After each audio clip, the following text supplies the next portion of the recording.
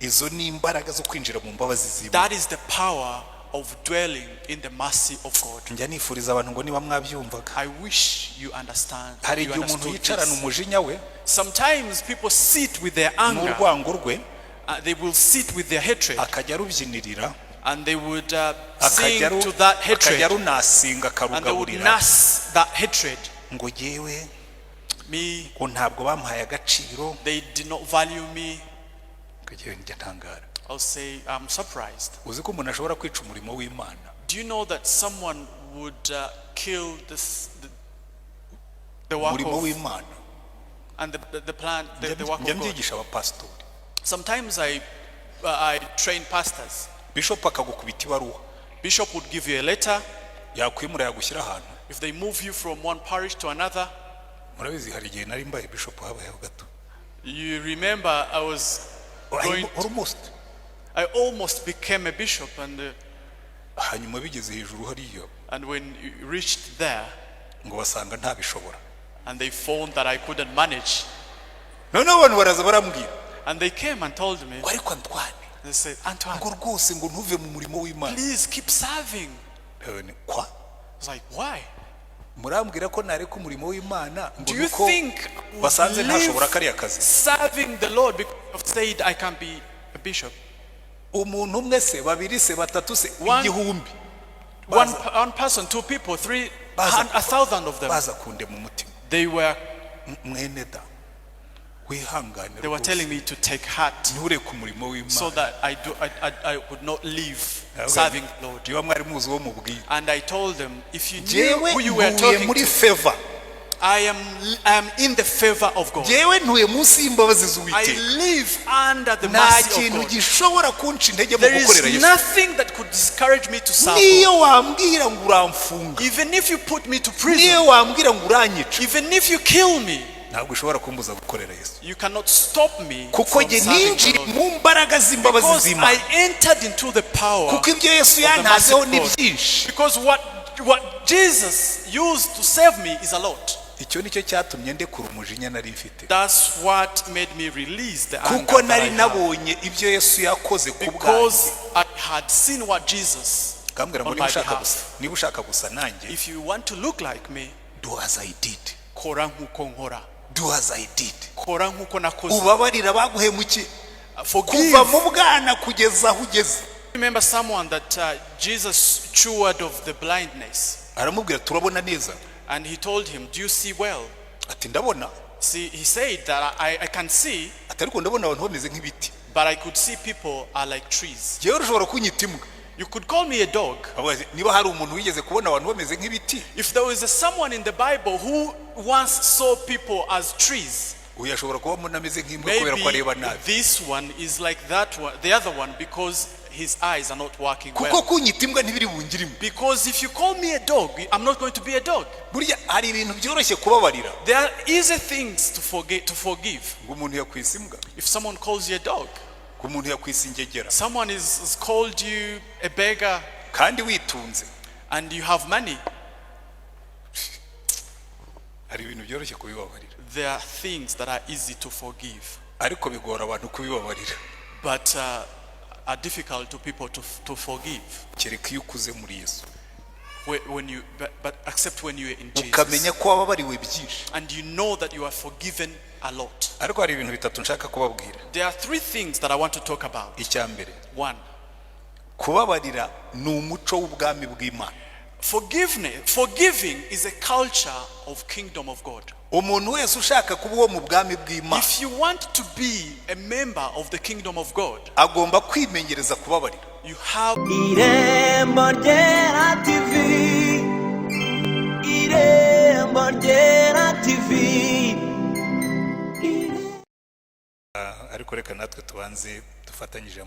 But we are also going to share the word of God. In this week we have a theme that aligns with this week of commemoration. These 2 days, yesterday and today, we are on mercy. Forgiveness. Forgiveness.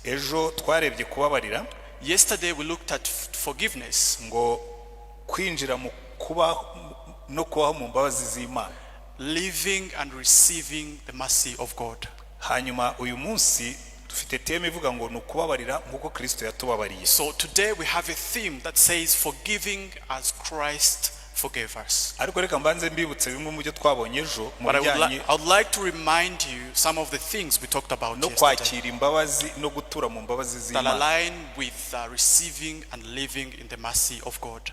Icyambere twabonye ko kugira ngo wakire imbabazi z'Imana, One, we saw so that you receive the mercy of God, bisaba kubanza ukihana, it needs for you to first repent hanyuma warangiza ukaturira Imana, and you confess.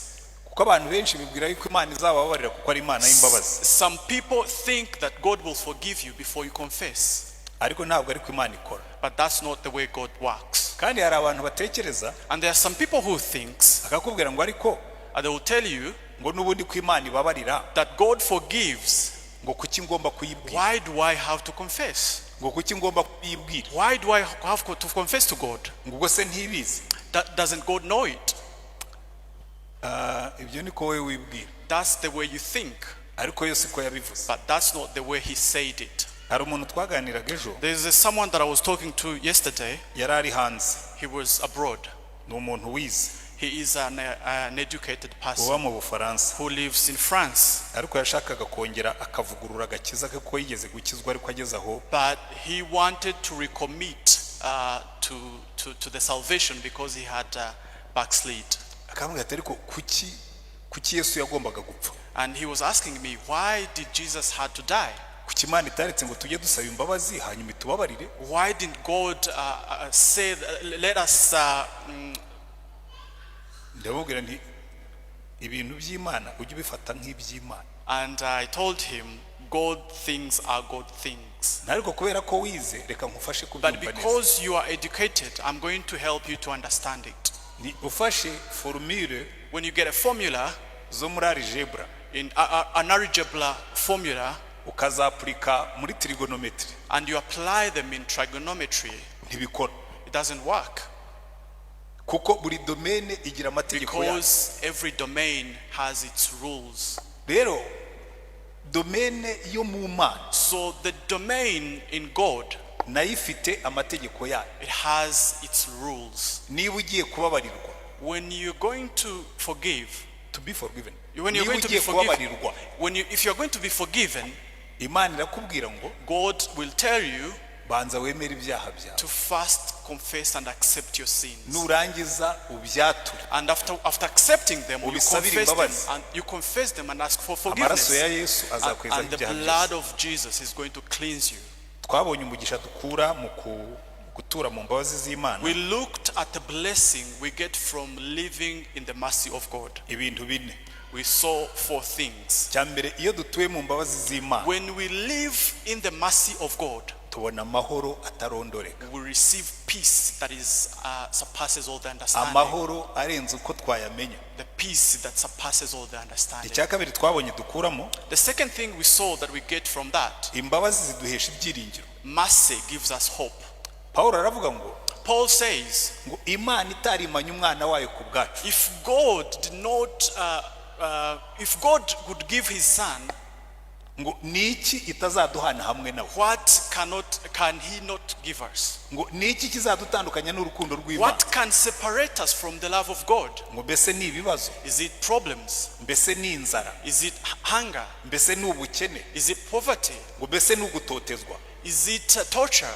ngo mbonye ko ibintu There byose is nothing bidashobora kudutandukanya n'urukundo that can ruhebuje rw'Imana. separate us from the love of God. hari ibyiringiro duhabwa There iyo is twinjiye hope. mu mbabazi z'Imana. There is hope that we get from the mercy of God. icya gatatu, The third thing, imbabazi z'Imana the mercy of God zidutera umwete wo gukorera Imana. encourages us to serve God. iyo mubona abantu bakorera Imana When you see people serving the Lord bakurura amaguru, and they are not as encouraged ukabona as you baragenda think, bakurura amaguru, you see them not encouraged, ujye umenya ngo uriya muntu and tell yourself that ntabwo yigeze asobanukirwa imbabazi this z'Imana. person did not understand the mercy of God.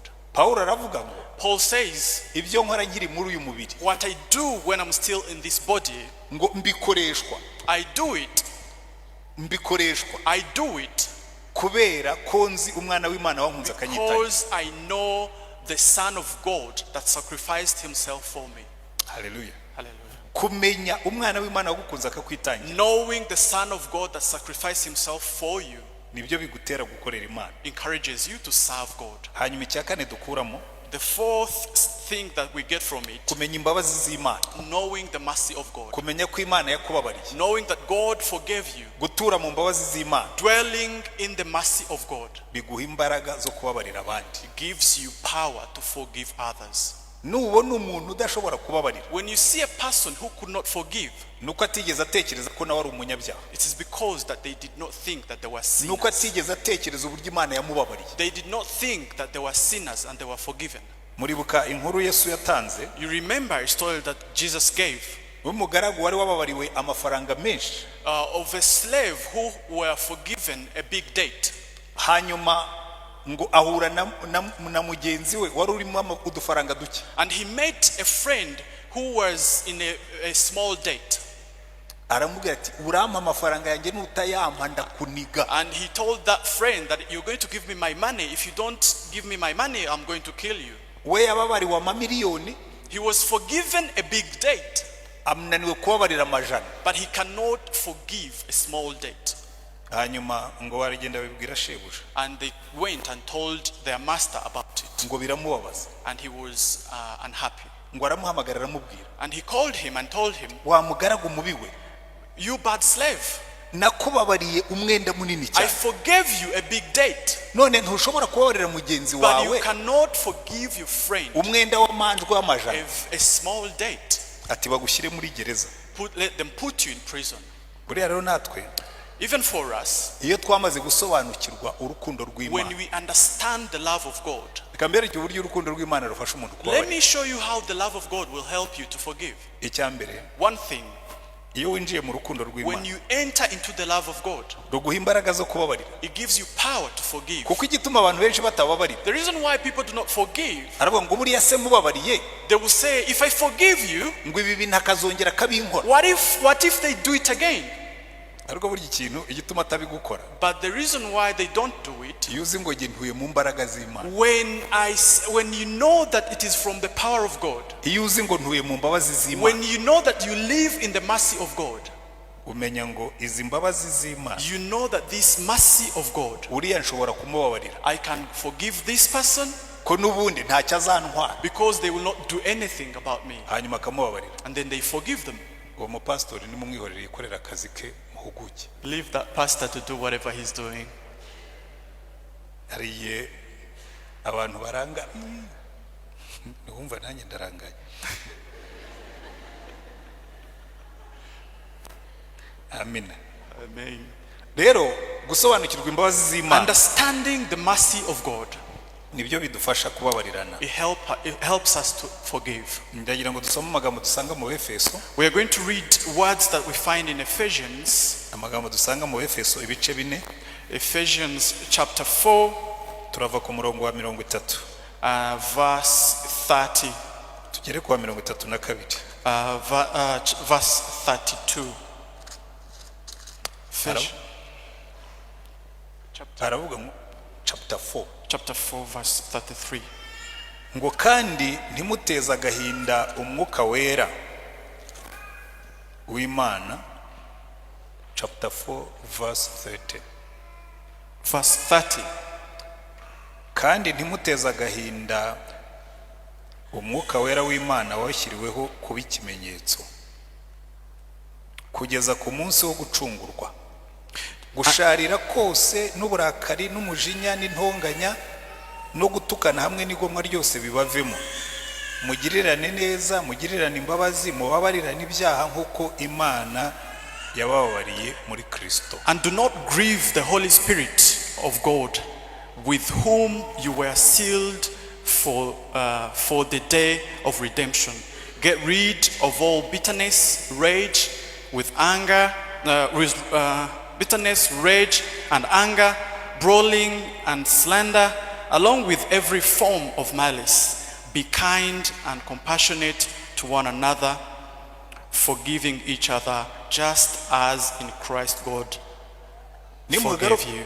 Nimugaruka muri amagambo nababwiraga yo muri Matayo 18. When you go back to the words that I was telling you that are found in Matthew 18, aho Yesu yabwiraga Petero, when Jesus was talking to Peter, Petero yabajije Yesu, Peter asked Jesus, aramubwira ati ariko mwene data nankosereza, if my friend sins against me, nzamubabarire ngeze inshuro 7. Can I forgive him 7 times? Kubera ko mu Bayuda 7 wari umubare wuzuye. Because in the Jews' culture, 7 was a complete number. Iyo wagezaga kuri 7 byavugaga ngo wujuje. When you had reached number 7, you had completed. Naramubabariye rimwe. I have forgiven 1 time. Ndamubabarira 2. I have forgiven him 2 times. I have forgiven him 3 times. I have forgiven him 4 times. I have forgiven him 5 times. 6 times. 7 times. Enough is enough. Enough is enough. Biragarukira. Enough is enough. Bigomba kugira iherezo. It has to end there. Petero yarazi ko rwose nageza 7. Peter knew that when he reaches number 7, azaba yagerageje. He had tried. Ariko Yesu agiye kumuhima. But when Jesus responded to him, aramubwira ati kuba 70. he said that multiply that with 70. Ugire 70, 7 inshuro 70. Make it 7 times 70. Ubabariye umuntu ukageza ku nshuro 490. When you forgive a person 490 times, waba waranibagiwe kubibara. You will have forgotten to count it. Wari wabara amafaranga? Have you ever counted money? Wenda ufite nk'amafaranga 500,000. Maybe you have 500,000 francs. Ari inote za 5 There will be in 5,000 notes. Zibari 100. There are 100 notes. Ukabara rimwe 2 3 4 5 1 2 3 4 5. Wagera ku 30 twavuga ngo hari narigeze kuri 30 cyangwa ni 40. When you reach at 30, you will start forgetting. None utekereza ari 490. Remember 490 times. You would be asking yourself, how many times did I forgive them? Let forgiveness become a culture. This is why he says these words. The kingdom of God is like a child. He gave his servant and gave him a lot of money. You don't know what God forgave us. For us, we think they are easy things. For you to understand it, I want you to get through 2 things. The Bible says the reward of sins is death. It does not say the reward of sins is this and this. In the eyes of God, the reward of sins is death. What can you not give to be able to save your life? How much is your life worth? For you to be able to understand it, that's when you understand how heavy our sins were. When you think about the cross, and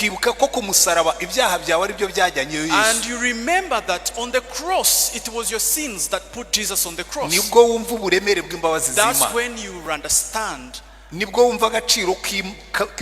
That's when you're going to understand the value of the mercy of God.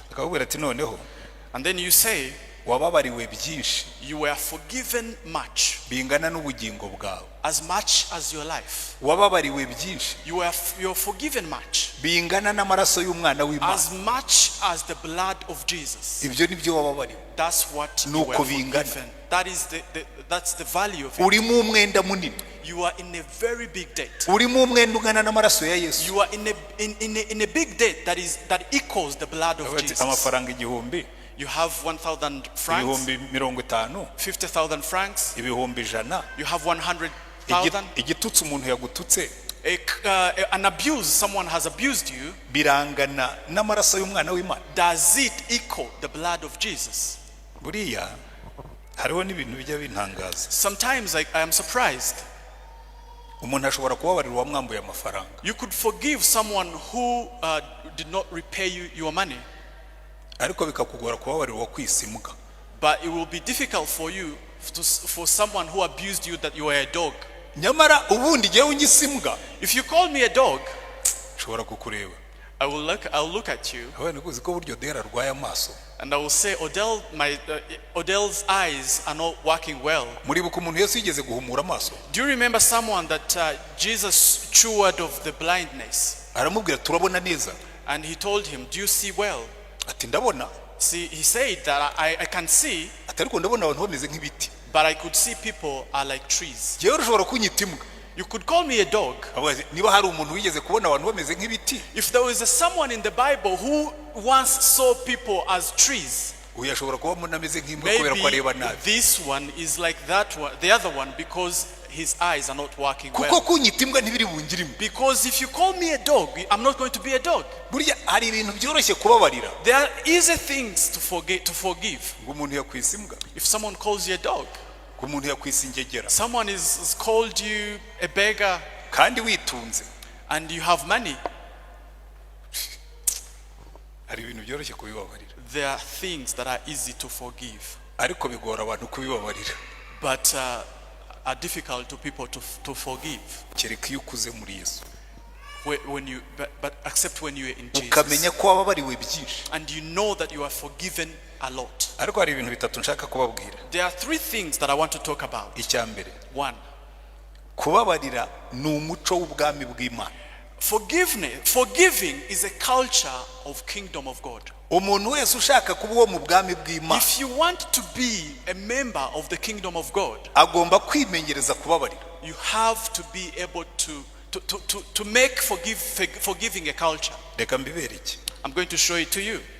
Ahantu hose Yesu yigishije gusenga, Wherever people taught people to pray, ahantu hose Yesu yigishije abantu gusenga, wherever Jesus taught people to pray, yarangizaga ababwira ngo ariko he told them, nimujya gusenga when you pray ukibuka ko mwene so hari icyo mupfa, and you remember that you have ujye ubanza a umubabarire. grudge with someone, Kuko first forgive nutamubabarira, them. Because if you don't forgive them, amasengesho yawe azagira inkomyi. your prayers will be Hindered.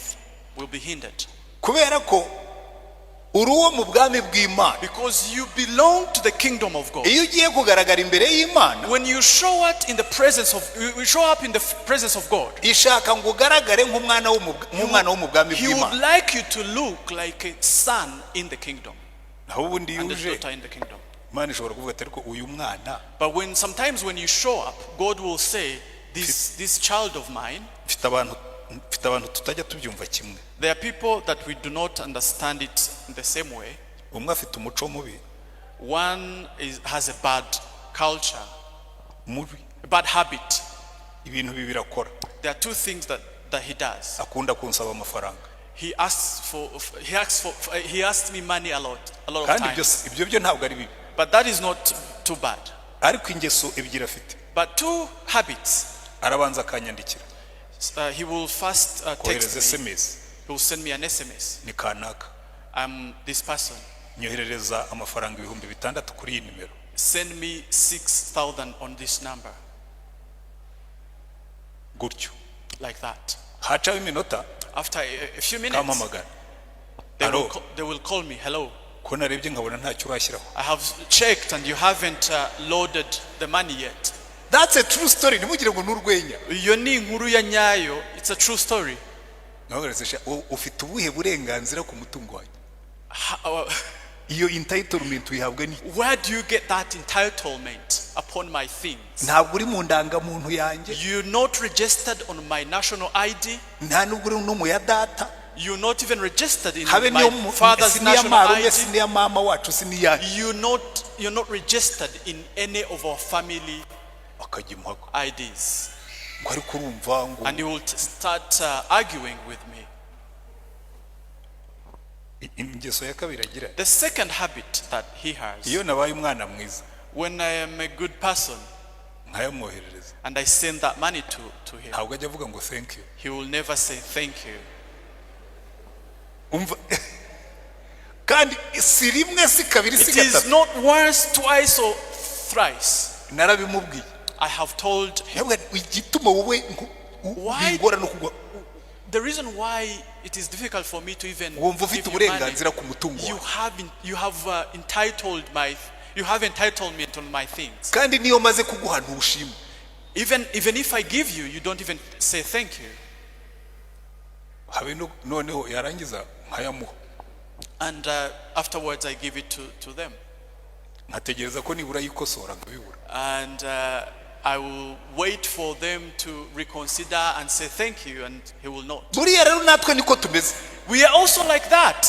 imana irakubwira ngo niba ushaka kuba umwana wanjye God will tell you that if you want to be my child, iyi mikorere niyo mu bwami bwanjye these habits are of my umuntu kingdom. naguhemukira If someone commits something against you, umubabarire forgive them, kugira ngo nugaruka kumbwira so that when you come and talk to me, ugaragare nk'umwana wanjye you will look like my child. mbwira uti mvura umwana nanditse mu ndangamana yawe And you will tell God that I ni belong to your uburenganzira bwanjye kingdom. yuko unyitaho It is my entitlement that you take care of me. akakubwira ngo ya And God will say no. hari imico ufite There are habits that you have itari yo mu bana banjye that do not belong to the kuko kingdom, abana to my banjye kingdom, because basa nanjye children of my kingdom look like muribuka me. yesu yigisha kugukunda abanzi bacu Do you remember when God taught When loving Jesus- our enemies?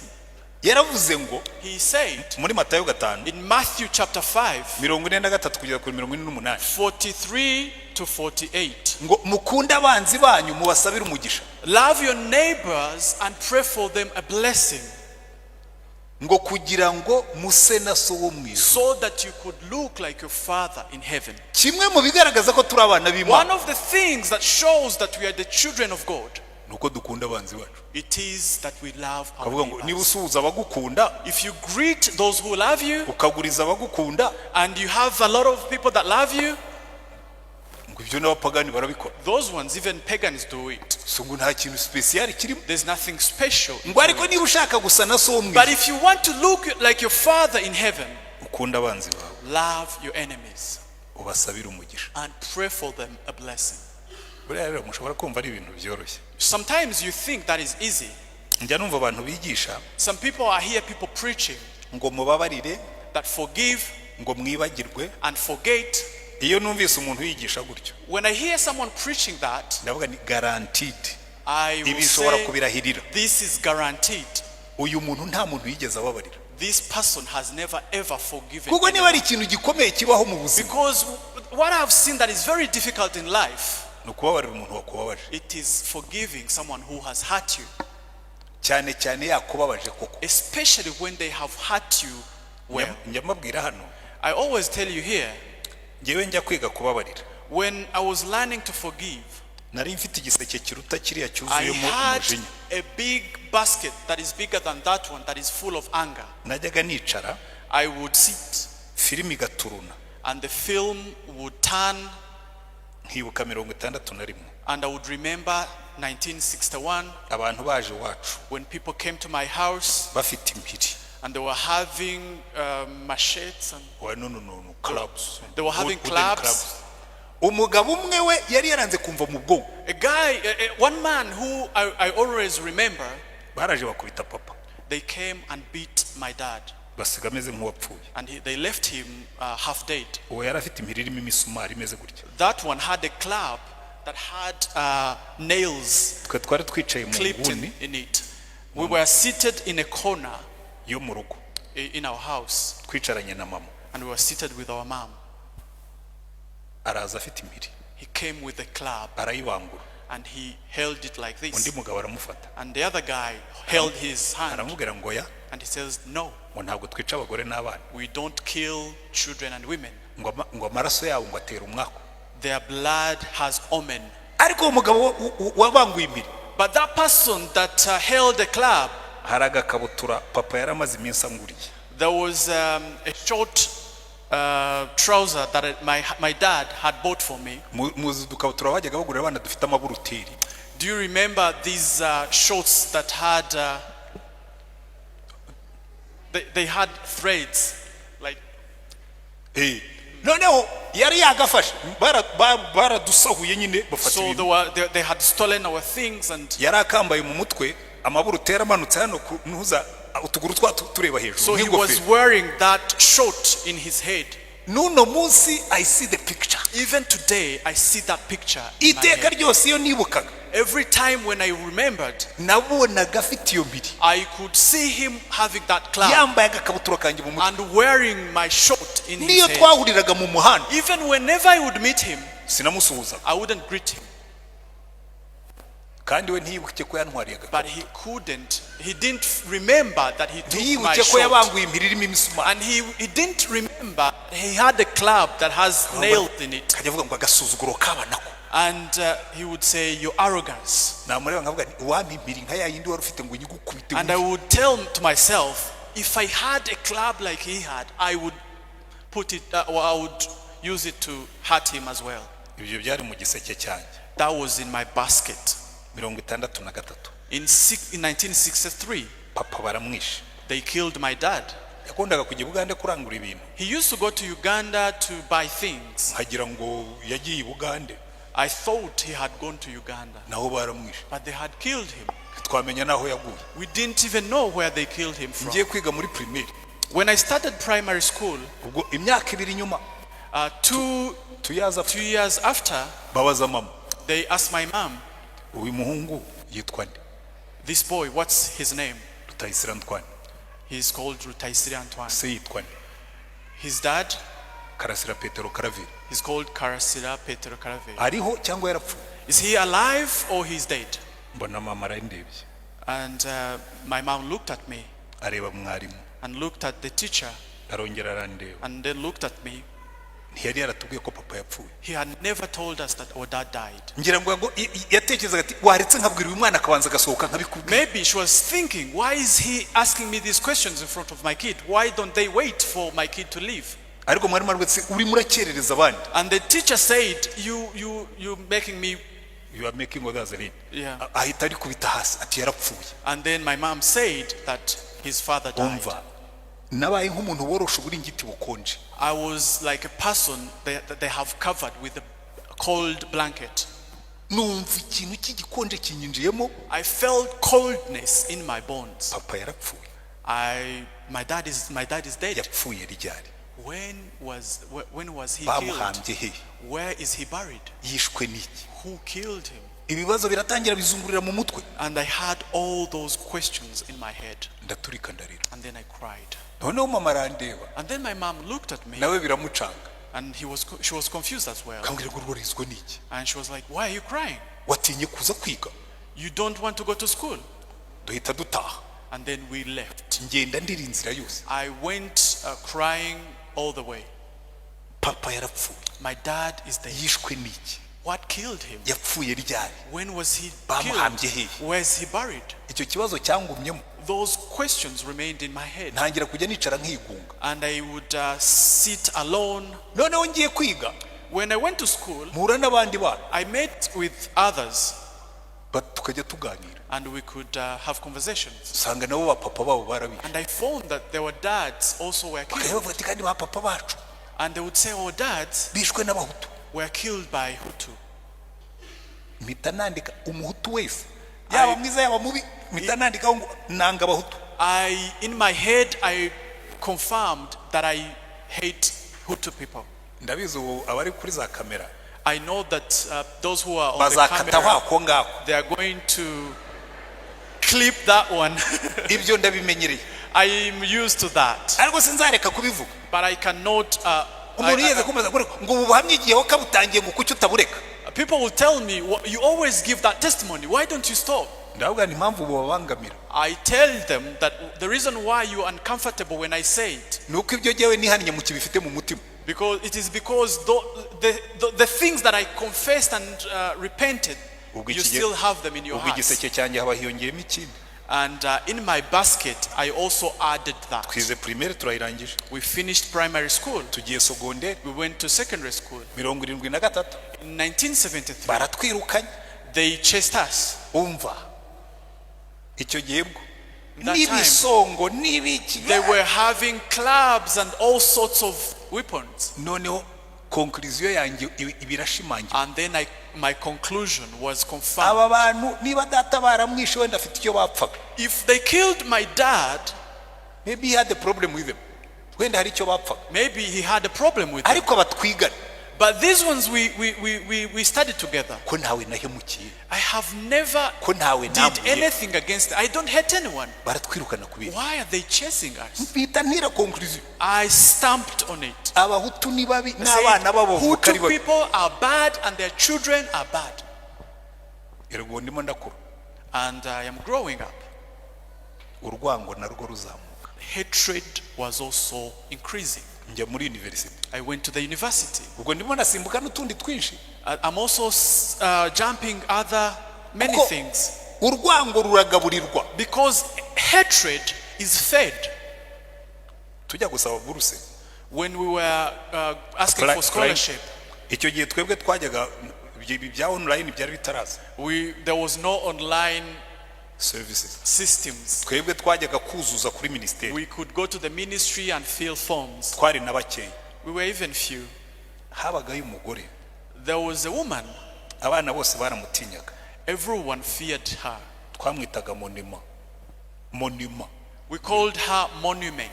Yicaraga akaba munini. She could sit and she could look big.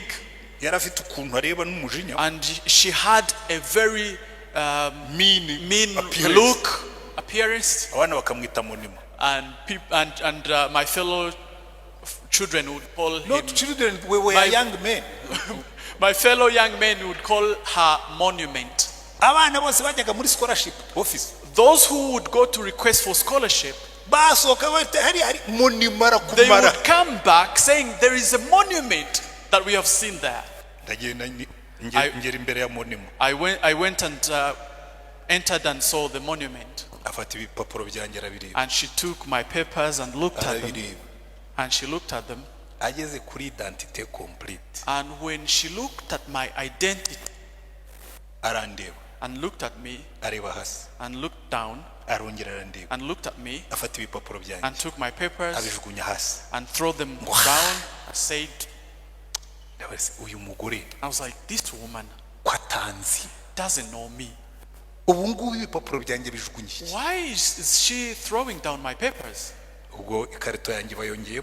And then in my basket, I have also added that. And I left and I went home. I was fortunate. When they called those that were awarded scholarships, I found my name in there. And I thought to myself, maybe someone found my papers on the floor and put them back. But God was finding for me reasons that will make me forgive. I studied the university. I got good grades. And then I was retained to teach at the university. And I felt life is good. After the year ends, I have a scholarship to go and do masters and doctorate. And I received the letter in an envelope that is very cheap. Do you remember the envelopes that were written in on airmail? They have very cheap red and blue patterns. It had a letter inside it. 3 sentences. There were Pour des raisons d'état. Because of government reasons. Because of government reasons. You are no longer in the faculty of the university. Tu n'es plus à la faculté de l'Université nationale du Rwanda. Ntabwo ukiri umwarimu muri university. There you go, wabyumvise. Ntabwo babyumvise, bisubiremo. Ariko ukora akazi kawe. Ndimo ndagukora akazi. So, ngo ujye muri secondary niho twakohereje. Go and teach in secondary, that's where we have sent you. Banyohereza muri Tronkome. And they sent me to Rutongo. Kuva muri university ujya muri Tronkome. And you were teaching in the university, you're sent to teach in secondary school. O level. In O level. sina O level yo mu mujyi. It's not even an O level in town. Mu cyaro. In the village deep down. Ndagenda njyayo. I went there. Ngenda nihebye. And I was my heart was very heavy. Numva ikiganza kiramfasha. And I felt a hand touching me. Ngo how are you? Nguraho. How are you? Uraho. Umezute. How are you? Umezute. Tamu finished. Ndarangije. Bandangije. They have finished me. Arambwira ngo ya. And the person who had touched me said, no. This is the beginning. Iri niryo tangiriro. Hallelujah. Hallelujah. Ngezeyo. When I reached there, ntangira gusoma Bibiliya. I started reading Bible. Nsitara kuri Yesu. And I stumbled. I stumbled on Jesus. Ntabwo Yesu namushakaga. I wasn't finding Jesus. Nari ndimo gusoma gusa kugira ngo I was just reading to pass time. Nsitara kuri Yesu. And then I stumbled on Jesus. Ndakizwa. And then I was saved. Maze gukizwa. After I got saved, when I confessed that I've become a Christian on Friday, on Sunday I preached. And I called for people to come and repent, and they came and repented. And I said, wow.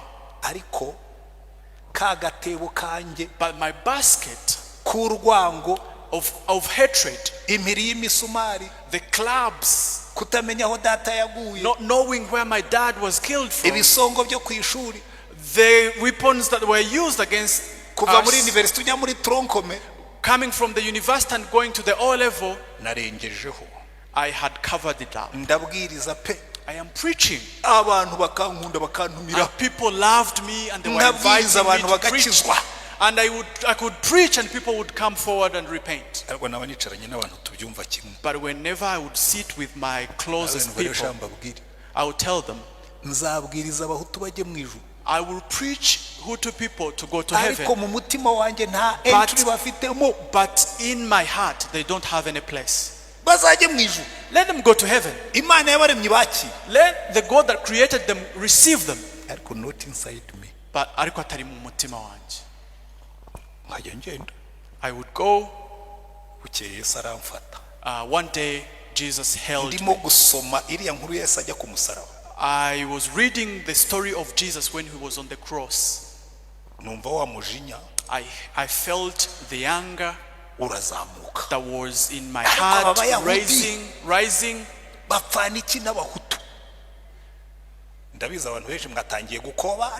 I know many of you have started feeling uneasy.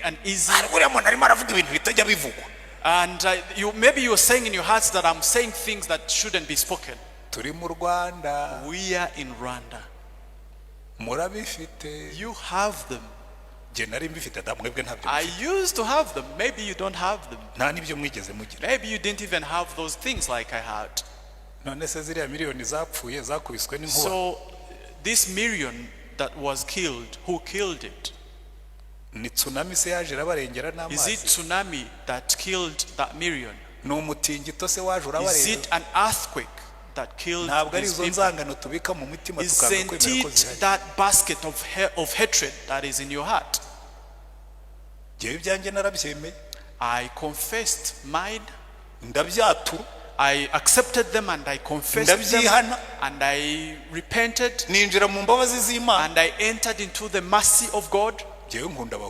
I love Hutu people. I don't even look at those things anymore because I repented them for good. God being my... I know those who love things. They are going to cut what I've said. They are not going to include what I have just said now. So that I love Hutu. They are not going to cut that one. They are going to cut the other one that I have said earlier. But in heaven, what they know, they know that one that is at the end. Because I have evidences that are very ultimate. Hello. dwelling in the mercy of God. akakubwira ngo niba uri umwana wo mu bwami bwawe And if you're a child in my kingdom, ugomba gusa na Yesu. you have to look like Jesus. Ikintu cyahinduye ubuzima bwanjye, What have changed my life? Yesu ari ku musaraba, When Jesus was on the cross, areba abantu bamubambye, he looked at the people that had abantu crucified yagiriye him, neza, those that he had done good things to them. bari barwaye abakiza, He healed those who were sick. bari bashonje bagaburira He imigati, fed them when they were hungry. abana babo barapfuye arabazura, He had resurrected their children who had died. bamwitura kumushyira ku musaraba, But they put him on the cross. arabareba, And he looked at them, arabitegereza, looked at them carefully. bagihari, When they were there, standing akiri ku there, musaraba, when he was still on the cross, yambaye ubusa, when he was wearing umutwe nothing, uriho ikamba ry'amahwa, or wearing a throne of umubiri thorns, wose bawukubise, when they had beaten his whole body, yambaye ubusa bamureba, naked, barimo kumuseka, when they were laughing at him, arabareba. he looked at them. Njya mbibabwira hano, I always tell you this. iyaba ari jye babambye, If it was me that was crucified, isengesho nari gusenga, the prayer that I could pray for them, Zaburi 109, it would be in Psalms 109. mana baragapfa, I wish they were dead abana babo baba imfubyi, and their children would be orphans bahinduka inzererezi babura ubitaho, and become beggars, n'abagore babo b'abapfakazi, and their wives would be widows. nibaburana urubanza rubatsinde, And if they have umwishyuza ateze cyamunara ibyo batunze, bazere ku gasozi. and they would become beggars on the, Iyo ni Zaburi 109. that is Psalms 109. Ndahamya ko ariyo mbona narasenze, I'm sure I would have prayed that psalm if it ariko was Yesu me. arabareba, But Jesus looked at them aravuga ngo data and said, my Father, ubababarire forgive them, kuko batazi ibyo bakora. because they don't know what they do. Iryo sengesho, That prayer. mwari mwabona igipurizo bahaze cyane, Have you seen a balloon that was pumped very much? wajombaho agashinge And when you pierce it, kiti wa, and it, ukabona gishizemo. and the air, Ririya sengesho ryapfumuye ikibindi cy'urwango rwanyu, that prayer pierced the basket, the balloon of my hatred. nkareba ku musaraba, And I looked at the cross. avuga ngo ariko Yesu, I would say, Jesus, biriya bintu koko warabisenze? did you pray that prayer really, Jesus? Nagaruka nkasanga biracyahari, And when I go back to my Bible, it irindi will jwi still be rikambwira ngo there. yarabisenze koko. And a voice will tell me, Jesus prayed that prayer. Bukenge mfata umunsi umwe One day, I nsaba konje ku ishuri, requested for a holiday at the school that I was ndagenda teaching from. mpera mu isezerano rya kera, I started from Genesis ngo ndebe ko ibyo bintu koko ari ibintu biri genuine by'ukuri. so that I could see if those things were genuine. Mbona Yosefu na bene se And I looked at Joseph and his brothers. baramwanze, They hated him. baramugurisha. They sold him. By the way, burya mwari muzi ko atari bo bamugurishije, They didn't even sell him. bo bashakaga kumugurisha, They wanted to sell him. bamushyira mu iriba, They put him in a dam, bamwibikiye, in a pit. Abishimayeli babaca inyuma baramubiba, And Ishmaelites, they stole him, they stole him. abari bo bamugurisha. And they are the ones that sold him. Muze gusoma Bibiliya zanyu neza, rero nibwo nabibonye, Read rero your gusa kurya. Bibles well. Ntajyaga mvuga ngo baramugurishije, bashakaga kumugurisha ariko baramubiba. Sometimes I used to say that they're the ones that sold him, but it is not them. Bivuga ngo bahombye double, they lost double. They lost double. Noneho ariko baza kumusanga muri Egiputa. When they found him in Egypt, Tekereza abantu wari ugemuriye, think about people that you had taken food for. ubazana ibyo kurya n'ibyo You kunywa, have brought food and drinks for them. bakubonye uturuka hirya, And when they saw you from far coming, banza uduhereze ibyo bisoroye, they would say, please first give us the N'ayo food that you materials. have and the flasks that you have. barangira batisha umwirato wawe, Like your arrogance, kuramo iyo kanzu, remove that clothes. barangira baramuterura, And they would ngo arabahendahenda ariko mumbabarire, and he cried and ngo said, ngo banga please forgive me. kumwumva, And they didn't listen to bajya him. impaka abumva, And they were arguing when he was here. bamwe bavuga ati mureke tukice, Some would say, let us kill him. ariko Rubeni ageze aho aravuga ati ariko But Reuben later said, kumwica biratumarira iki? what are we going to get from killing him? Let us throw him in the pit. And those people that come and buy people, they will come and we will sell him. And then we use that money to drink alcohol. We're going to use one stone to kill two birds. And they accepted. But he was hearing them. They sold him in Egypt. They were not thinking that they will meet him again. When they reached into Egypt, he first talked to them. He knows their language. But he could talk to them using an interpreter, so that he wouldn't know that it was him. Afterwards, he told the truth. He told himself about them. He revealed himself to them. After his father died, they didn't even ask for forgiveness. They came and said, brother, before our dad died, and you remember it, their father died when Joseph was the one holding him. He told us to tell you that forgive your servants. And Joseph looked at them and said, you people, what you wanted to do to me was really bad, but God turned it into good things. I forgive you. I'm going to do good things to you, even to your children. Hallelujah. Hallelujah. That is a person that made the mercy of God. Do you know the reason Joseph could say those words? When you read in the Bible, after marrying Asenath, his firstborn, he called him Manasseh. yanyomoye inguma kuko Uwiteka yanyibagije agahinda natewe n'inzu ya data. My God healed my wounds and made me forget the miseries from my father's house. Amwita Manasseh, and he called him Manasseh. Uwa kabiri yabyamwita Ephraim, and the second one he called him Ephraim. Ngo kuko Uwiteka yamereye umugisha mu gihugu naboneyemo umubabaro. Because God has become a blessing in a country. Icyatumye Yosefu ashobora kubabarira bene se. What made Joseph forgive his brothers? Yari yarinjiye mu mbabazi z'Imana. He had entered into the mercy of God. Yari yarinjiye mu bwiza bw'Imana. He had entered into the glory of God. I am a blessed. When I meet, even if I make problems, even if I make pain and problems, I've been blessed. I am nahawe umugisha, and I will be a blessing. Kandi nzabera n'abandi umugisha. Hallelujah. Hallelujah. That is the power of dwelling in the mercy of God. I wish you understand. Sometimes people sit with their anger. They will sit with their hatred. And they would sing to that hatred. And they would nurse that hatred. Me, they did not value me. I'll say, I'm surprised. Do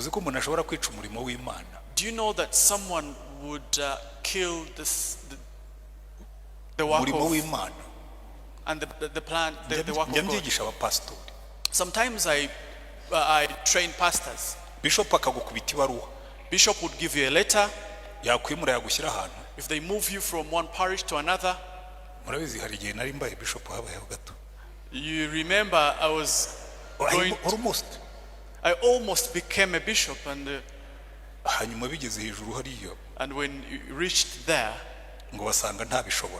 and they found that I couldn't manage, and they came and told me, they said, Antoine, please keep serving.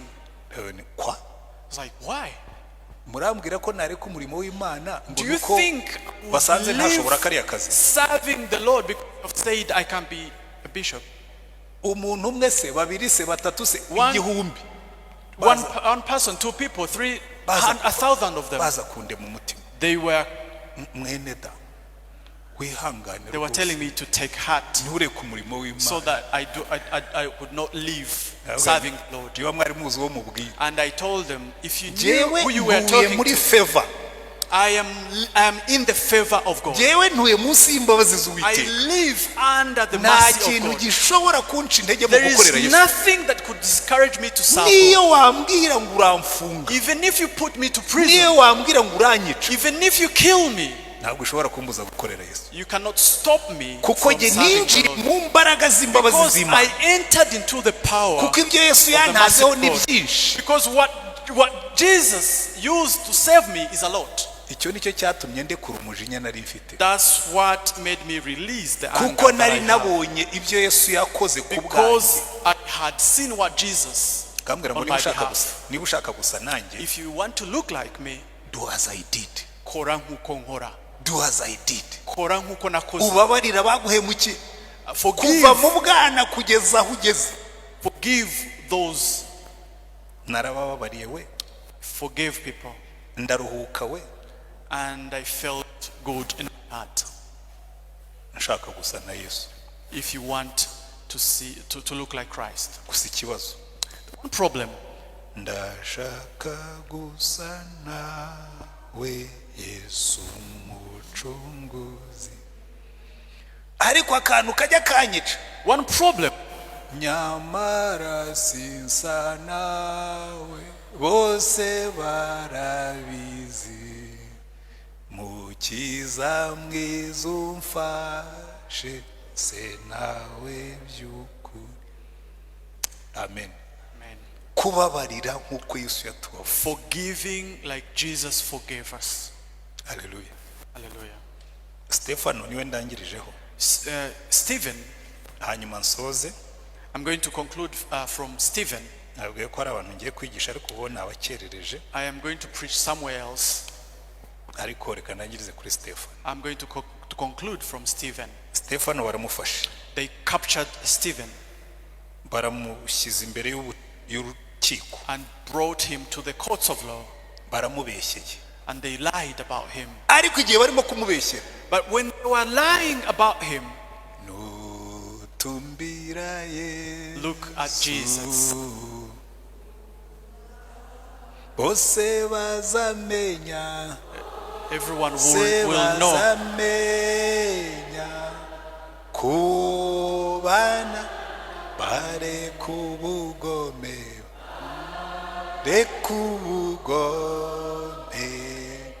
bita Stefano batangiye kumurakarira And when they were angry about ngo Stephen, bahekenya and they amenyo were gnashing their teeth, ngo atumbira mu ijuru he looked at heaven abona Yesu ahagaze and he saw Jesus standing.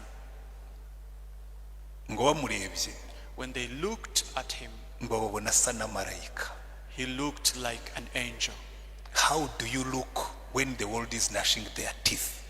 Usute iyi si guhekenya amenyo. How do you look when the world is gnashing their teeth? Kuko iyi si kurebye igahekenya amenyo. When the world is looking at you and is gnashing its Akenshi teeth, icyo ukora urayikiriza.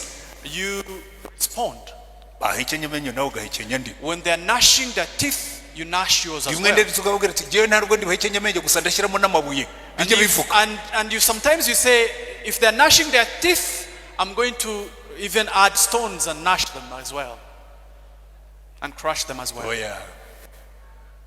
Isi ni guhekenyera amenyo. When the world gnashes its teeth on you, Utumbira Yesu. look at Jesus. Use na Yesu. And look like Jesus. Ubasabira umugisha. And bless them. Hallelujah. Hallelujah. Njya nkunda kariya kantu. I love. Ngo Stefan arababwira ati nimwihangane ngira icyo mbabwira. And Stephen said, wait a little bit. I want to tell you something. Ati mbonye umwana w'Imana ahagaze. I have seen the Son of God standing. Hallelujah. Hallelujah. Ubundi Yesu aba yicaye.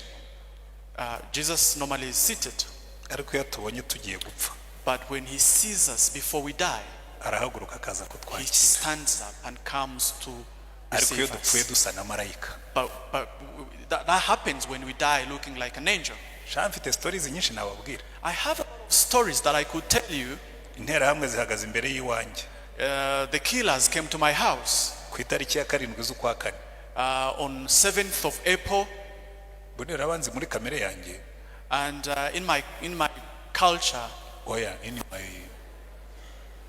not culture, in my nature, in my character, hari ibintu ntajya nihanganira. there are things that I don't tolerate. Ariko kuko ngenda nsaza. But as I grow older, nshaka gusa na Yesu, and as I want to look like Christ, hari igihe nceceka. Sometimes I keep quiet. nkatokotera mu nda. And they would be hanyuma bivuga ngo grumbling in my stomach. grumble inside. And they will be grumbling in my stomach. ariko nkafunga umunwa. And I close my Tugere mouth. zaraje. That time killers came. The real me. And uondiwe wanyawe. nawe ndafata umuhoro tu. It's like I'm going to get machete. narabarebaga bari hanze. I was looking at them. ntangira gukora scheme z'ukuntu ndi busohoke. And I was practicing how I'm going to get out. ndafata umuhoro. It's like I'm going to get a machete. Surprise. And I'm going to surprise them. barambona nabagezemo. They will see me when I have attacked them. nemumwe nemundi. banyica ariko nibura nice. They will kill me after I have killed a few of them. Tiyombonye ko kwizera kwanjye ari guke mwami Yesu kandi yongiye kuneshwa Yesu niwumfa ta Yesu aramfata saramfa takankomeza zakukwa nkunda bihebuje arankomeza numva Yesu aramfasha tugiye. And I felt Jesus capturing my arm. uratunguka imbere yanjye ufite amaraso ku ntoki wakigurye umbwire kuvuye. How will you appear to my presence when you have blood on your hands? icara upfe nka Stephen. Sit down and die like Stephen. uzusa na marayika. And come when you look like an angel. nsaba imbabazi. And I repented. nsubira mu murongo. And I went back to the line. mwami Yesu. Say, Jesus, ubampereho umugisha. please bless them. mfe nsenga. So that I die when I'm laughing. mfe mbabwiye ubutumwa. I die when I'm preaching to them. mfe nka Yesu. I die like Christ. numva imbunda iravuze. And I had a gun.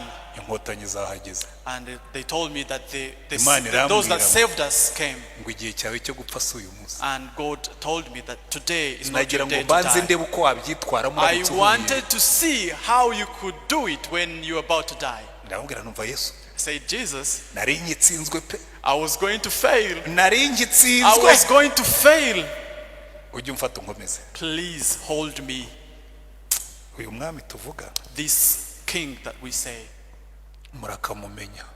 I wish you should know him.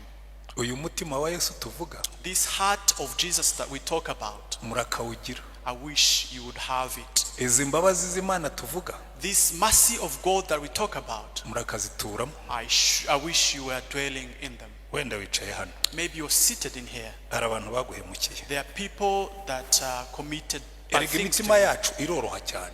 Our hearts are very easy to hurt. ibyo nababwiye biraremereye cyane. What I have told you are very heavy. wenda bishobora kuba atari n'ibyo byakubayeho. Maybe it's not that happened to you. ariko akabuye gatoya kari mu nkweto. But it's a very small stone that is in your shoe. gashobora kugutera igisebe nk'umusumari. It would hurt you as much as a nail would hurt you. wenda ufite ibyagukomerekeje. Maybe there are things that wounded you. ufite abantu bagukomerekeje. Maybe there are people that wounded you. ugomba kubabarira. And you have to forgive them. zamura ikiganza aho uri. Please raise up your ubwire hand Imana ngo Mana. and tell God, please God, ukiza numvise that I've heard your voice. yawe ry'imbabazi. Of mercy. rimpamagara. Calling me. ngonozwe n'amaraso yawe. Calling me to zamura be ikiganza aho cleansed uri in the dusenge blood of Imana. Jesus. niba Raise up wumvise your Imana hand ivugana and nawe pray to wibwire ngo God Mana and tell ijwi God, ryawe I've naryumvise heard your voice. ibyo washoboje abandi nanjye uzabinshoboza. If others can do it, I also can do Reka it. nihute ne gukerereza abandi. Let me hurry up so that I can Turagushimye mwami wacu Yesu Kristo. Ntabwo iri somo twari kuryigisha iyo utaza ngo bitwerekere.